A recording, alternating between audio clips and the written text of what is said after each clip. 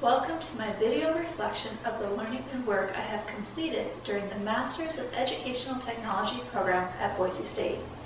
Over the course of the program, I have worked in 2 different schools in 2 different districts. I currently teach math at Lake Hazel Middle School in Meridian, Idaho. I have taught 6th grade science, social studies, and math, and 7th grade regular math, math skills lab, and a math excursions elective for 7th and 8th graders while I have been completing my MET courses. I chose the MET program because of my love of computers and the possibilities they provide for learning. I chose Boise State, number 1, because I'm a Bronco fan, and this is my hometown, and number 2, because of the great reputation that the EDTECH program had as I was researching schools that offered a master's in educational technology, and a little bit based on the video that introduced the MET. The prospect of participating in classes using avatars in virtual worlds and exploring how these worlds could be used for learning was incredibly intriguing. I quickly learned that educational technology is about more than the tools like computers and iPads that can be used. It is the foundational structures and theories that go into designing instruction and incorporating those tools into the learning process when they can enhance the learning experience.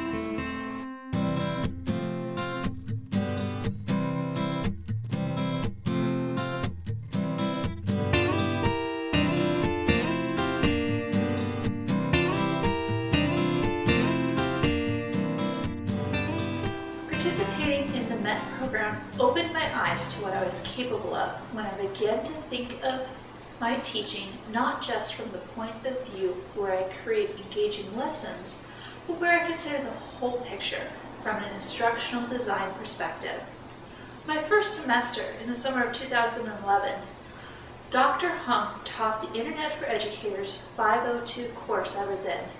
This course was amazing and opened up a whole new world for me. I discovered that using HTML was not as scary as I thought it was going to be. And in fact, I really enjoyed making websites. I may not have been great at it yet, but with practice I was getting better and faster at creating them the more I used Dreamweaver and became familiar with the coding. In creating these sites, I was also able to start to think about how I was going to prepare for the long-term substitute I would have the following school year as I was getting set to go on maternity leave. Being able to create for my students lessons that included the content I wanted them to know, presented the way I envisioned, allowed me more peace of mind as I got set for my first child. Being able to hear back from my students and the substitute how the lessons went upon my return was very satisfying. While creating these lessons got my feet wet and reinvigorated my passion for teaching, I was still on the outside looking in, wanting to expand what I could do in my classroom.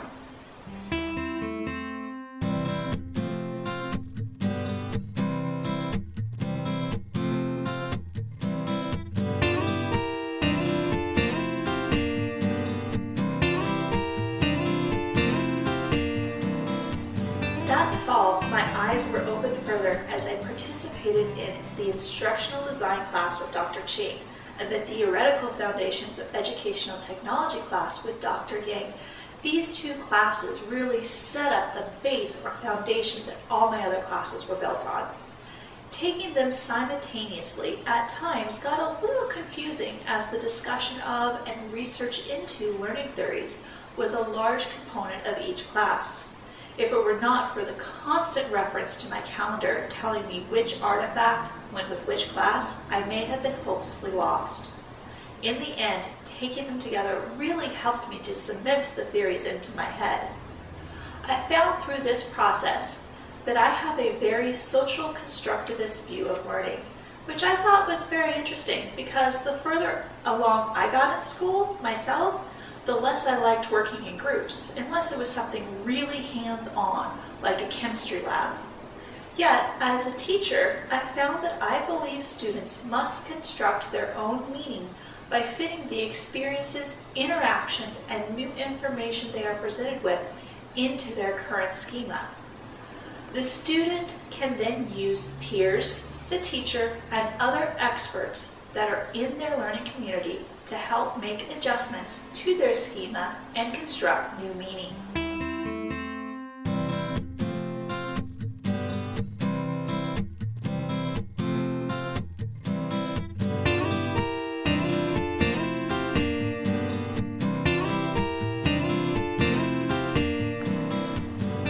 Dr. Ching really helped me to understand the detail and structures that are part of instructional design.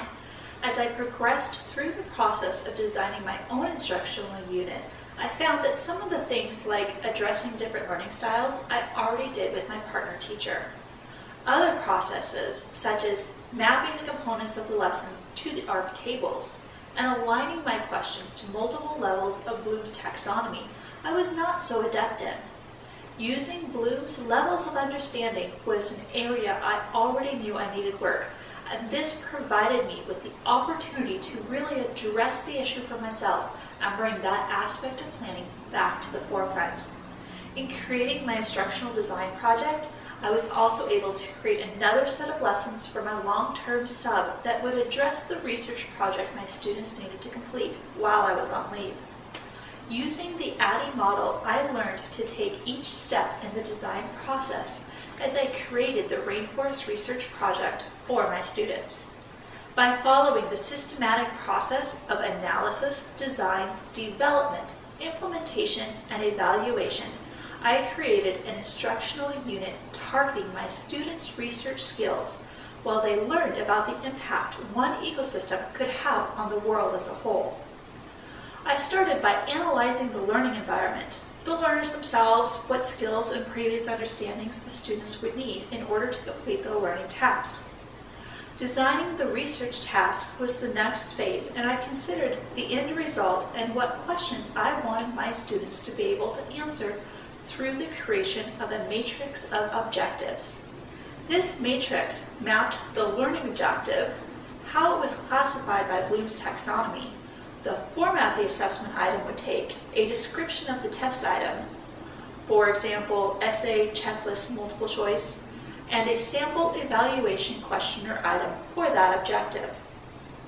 Then I went back and considered the instructional strategies that would be needed to guide the students through the learning process to be able to answer those questions.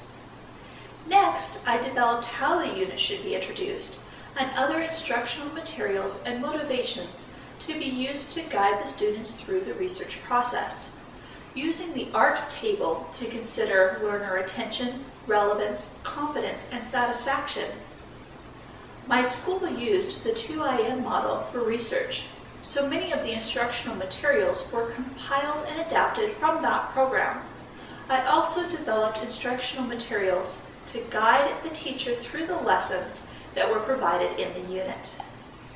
I then had two of my colleagues complete a formative evaluation of the unit for me and make suggestions for revisions of the unit and the instructional materials. The long-term substitute implemented the instructional unit during my maternity leave, as well as another teacher in the building. It was really exciting to return to school when my students had just finished the research up and then help them create a presentation from their research using Extra Normal, which I learned about in my Introduction to Educational Technology class, and most of my students had never used before. Being able to see the results of the instruction I had put together was better than I could have asked for. The incorporation of a new form of media for the presentation allowed me not only to see the knowledge they gained through their research, but their personalities as well.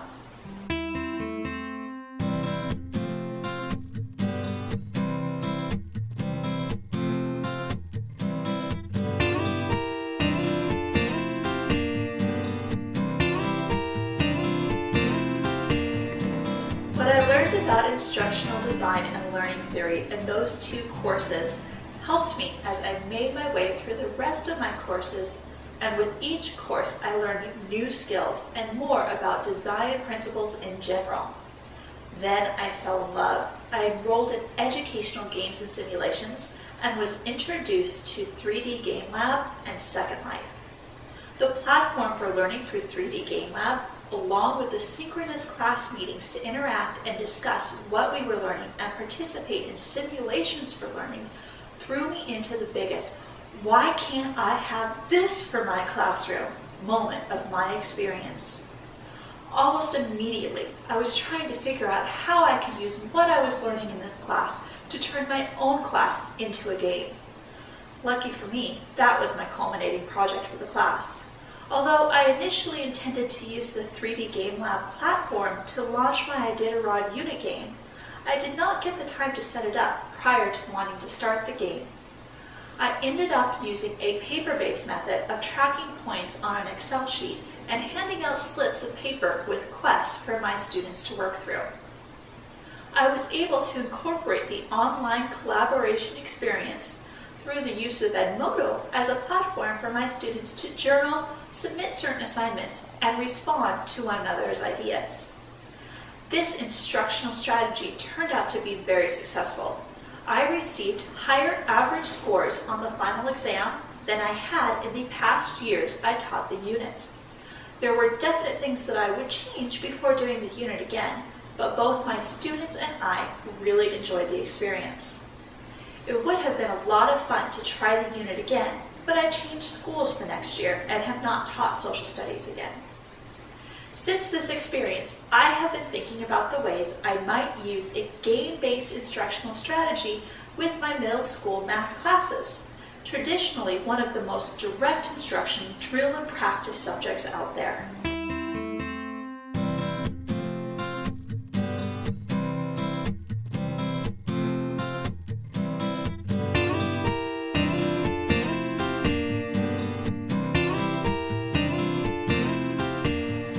Many of the courses I took in completing the MET rank at the top as some of the most rewarding educational experiences of my life. With what I have learned in this program, I hope to, in the short term, number one, use what I have learned about instructional design to create better lessons for my students, and number two, flip my classroom. One of the issues that I run into as a math teacher is the same issue many teachers face. 45 minutes is never enough time to cover all the skills or topics in the curriculum. I have a goal this coming year to work with my fellow 7th grade math teachers to create one video a week we can use for the students to receive their instruction at home. This video will be the focus for the week and allow us to really delve into the skill.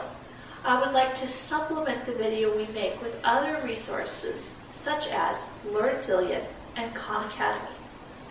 This strategy will not only allow more class time for working with students and answering questions, but also provide parents with a tool they can use to refresh their own skills if their child comes home asking questions or wanting help. In the long term, I want to design online math curriculum, and I want to include MTI strategies into the curriculum I develop. Through the MET program, I have found a real passion for instructional design. Math is a subject that is traditionally thought of as low-tech, but there is so much potential out there. Many of the states are rolling out the Common Core, and there are not a lot of resources available yet, though more are being developed as I speak. Idaho not only adopted Common Core, but also adopted a teaching philosophy through the Initiative for Developing Mathematical Thinking, sponsored by Boise State and headed by Dr. Brenda Furr. This initiative incorporates something called mathematical thinking for instruction, focusing on the strategies and levels students progress through as they learn and develop mathematical thinking skills. I would love to take the Common Core and the MTI practices and blend them together into a really good online instructional unit. The two go hand in hand with an overall focus on problem solving in contextual, real-world problems. Ideally, I would do this through a game-based learning environment like the one Dr. Haskell and Dr. Gibson took me through in 3D Game Lab, letting the student have choice in their path of learning while still virtually meeting and collaborating online together. While there is still so much more out there I have yet to learn, my journey through the Met at Boise State has come to a close. Thank you to both faculty and classmates for all the lessons I have learned and the great inspiration I have gained. And last but not least, go Broncos!